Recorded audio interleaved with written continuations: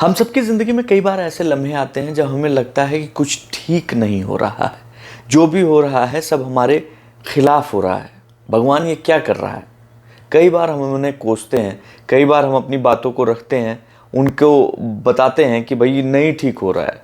ऐसे ही किसान एक बार अपनी फसलों को देख रहा था और देखने के बाद चूंकि उसकी फसल थोड़ी ख़राब हो गई थी तो देखते देखते भगवान को कोसने लगा। भगवान क्या करते हो यार, देख रहे हो इतनी मेहनत कर रहे हैं, उसके बावजूद ये स्थिति है। अरे हमको मौका दो ना, तो हम तुमसे बेहतर जो है फसल उगा के दिखाएं। पता नहीं क्या था, सरस्वती जी विराजमान थी उसके मुंह में। भगवान ने इसकी बात सुन ली। ईश्वर ने कहा ठीक है, तुम ही अगली फसल बनाओ। ये सुनकर और देखकर वो किसान खुशी से झूम उठा। घर गया, रास्ते भर सोच रहा था, घर भी सोच रहा था कि इस बार जो धान की फसल उगाऊंगा ना, भगवान भी देखेंगे तो याद करेंगे क्या फसल बना दी है लड़के ने। और यही सोचकर वो अपना आगे का पूरा दिन बिताता है और उसके बाद धान की फसल में लग जाता है। हर तरीके की मुसीबत, जो आंधी, पानी, बरसात, धूप, हर तरीके की मुसीबत से अपनी फसल को बचाता है। ओ भाई साहब, ये खूबसूरत फसल हुई उसके खेत पे, ये लंबे लंबे धान के पेड़, मतलब बहुत सुंदर फसल हुई। अब वो धान की फसल तो हुई बहुत शानदार, लेकिन जब वो काटने पहुंचा तो क्या दिखता है?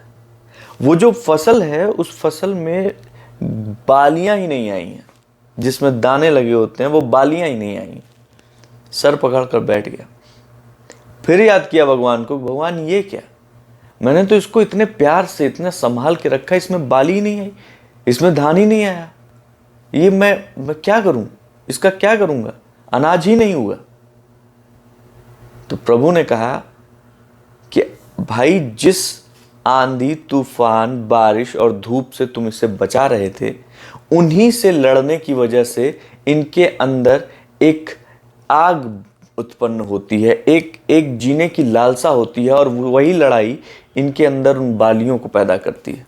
तुमने वो लड़ाई ही खत्म कर दी तो ये फसल तो बड़ी सुंदर दिख रही है, लेकिन इसमें दाना एक भी नहीं मिलेगा।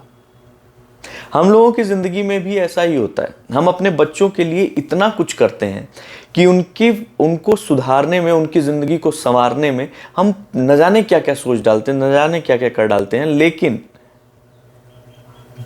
उनको एक ऐसे सेफ वातावरण के लिए तैयार करना भूल जाते हैं जिसके लिए वो उनको तैयार होना चाहिए। कई बार क्या करते हैं, हम उस जगह से उनको दूर रखते हैं। अगर हमें पता है कि आपका बच्चा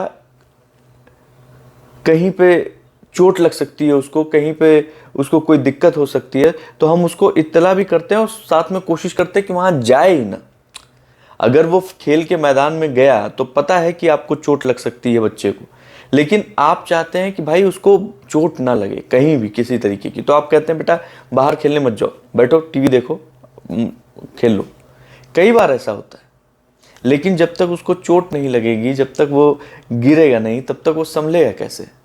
और यही इस कहानी का जिस्ट है।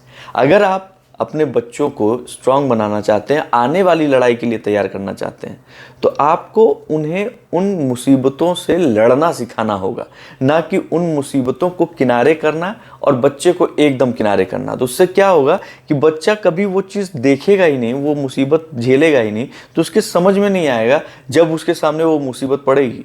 क्योंकि आज नहीं तो कल वो बाहर निकलेगा, लोगों से मिलेगा, आप नहीं होंगे वहाँ। अपनी ज़िंदगी को और खूबसूरत बनाने के लिए चैनल को सब्सक्राइब कीजिए, लाइक कीजिए, शेयर कीजिए, कमेंट कीजिए।